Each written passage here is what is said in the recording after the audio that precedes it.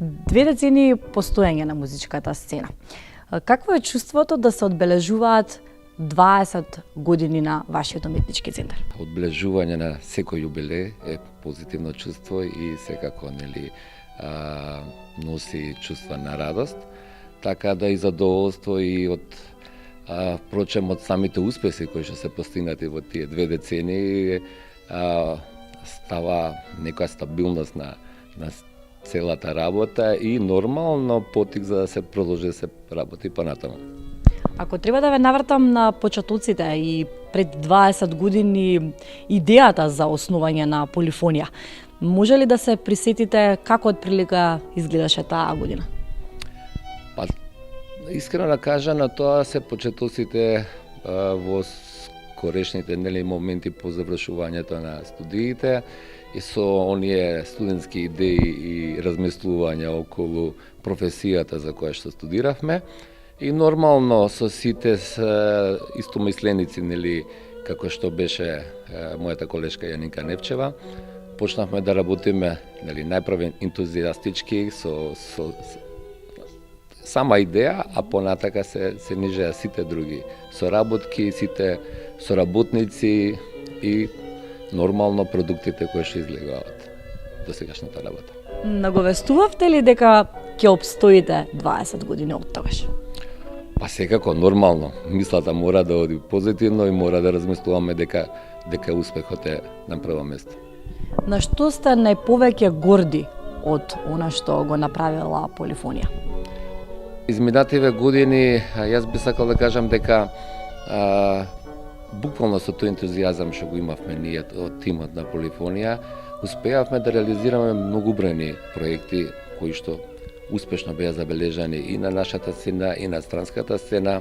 Остваривме соработка со многу уметници пред се, со многу институции, добивме многу грантови кои што ги оправдавме со нашата работа и пред се нормално се тоа не би било доколку немавме добра основа.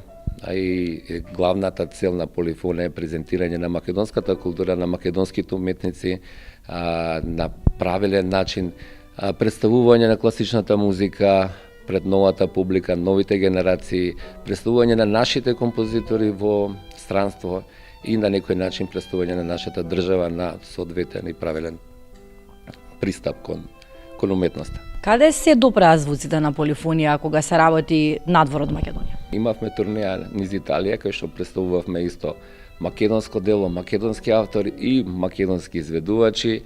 Претходно би се навратил во соседна Република Србија, пред година и пол. Исто така, звуците на македонската музика и уметноста на уметниците беше забележана во Америка на неколку наврати, во Канада. На кој начин ќе ги одбележите 20 години постоење, дејствување на музичката сцена? Да, ова беше начин на кој што сакавме да се заблагодариме на сите соработници кои што соработувале со нас, дале придонес, свој учество во сите тие изминати проекти и затоа и го насловивме концертот кој ќе биде назначен како јубилеј на Полифонија, флешбек на реализирани проекти и учесници кои што досега биле соработници на истите тие проекти. Затоа би сакал да најавам дека овој концерт со особена радост и желба и го работиме и сигурно ќе биде интересен затоа што во него ќе имаме гости од многу земји, ќе дојдат од Словенија, уметници од Италија, ќе имаме и од Србија. Ќе ве прашам и вас, какво е чувството неколку дена пред концертот? Возбудена сум, најкратко речено, се разбира и радосна. Повеќе чувства се помешани, доминираат возбудата и инспирацијата. Како еден од основачите на Полифонија, можете ли да се навратите на тие моменти, тие мигови, тие денови кога кроевте планови за основање на Полифонија? При 20 на години јас се наоѓа, го привршував мојот професионален престој во Франција. И бев водена од желбата, бев веќе решена да се вратам во Македонија и да почнам да поставам некој нов почеток. Во тоа време јас повеќе бев насочена кон педагошката дејност, исто така поради моето искуство во Франција бев инспирирана да се вложам во нов едукативен метод во Македонија, тој не постоеше до тогаш. И ќе повторам, најдов на огромна поддршка од другарот Орце, затоа што мислам ќе се изразам така, ние се знаеме од средношколските денови и во секоја смисла, морална, финансиска, менаџерска и така натаму, и ние почнавме заедно да работиме. Една од главните нишки на полифонија е впрочем едукацијата на новите генерации во класичната музика. Успеавте ли да промените некакви стандарди во сваќањето, разбирањето и љубењето на класичната музика кај децата? Се надевам дека да, всушност ние бевме месечени во тој период и пионери во така наречено музичко будење. Тоа вклучува најрана едукација на најмладите од предшколска возраст, деца од предшколска возраст, со цел да се сензибилизираат за класичната музика, всушност за сите жанрови музика, меѓутоа за квалитетна музика, да се сензибилизираат на начин да умеат да како внимателно да слушаат музика и да препознаваат квалитет. Тоа се разбира, не со мали деца не се прави на начин да се држат предавања ова е добро или не е добро, туку преку различни игри и посебно со нивно активно учество со инструменти кои што се специјално дизајнирани за нив, за да ја почувствуваат радоста да се музицира, затоа што различно е доживувањето на нас музичарите кога свириме и кога сме слушатели. Некако тие две работи кога се спојуваат, радоста и љубовта се зголемува секако. Каква е визијата за полифонија? Во однос на иднината, немам некој, јас лично, зборувам како човек, не правам големи планови на подолго време, така воопшто и во животот, меѓутоа сум инспирирана од односите кои што ги градам со пријателите и со соработниците, и во таа смисла